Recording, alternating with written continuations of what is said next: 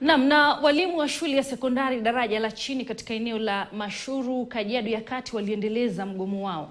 Wamesisitiza kwamba hawatalegeza kamba kuhusiana na mgomo wao hadi wakati ule watakaposikizwa.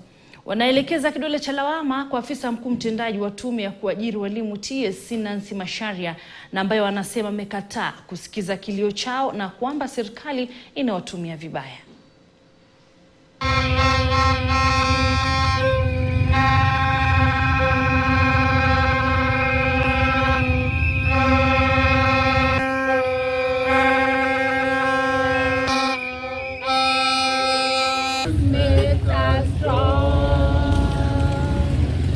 No confirmation, no CBC. No confirmation, no CBC. I want to address to TSC Nancy Macharia, to all county directors, sub-county directors, that there is hot air that learning is going on in junior secondary school. There is no learning in junior secondary school.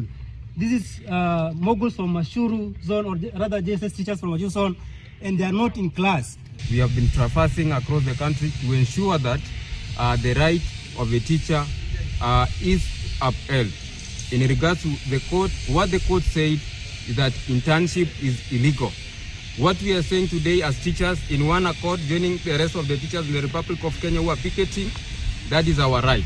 I want to address the commission and the state agencies which are working to intimidate our teachers in regards to sending show cause letters.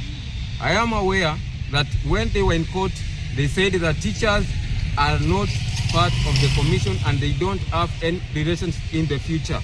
So we are wondering, why are they sending those show cause letters which are unconstitutional? Na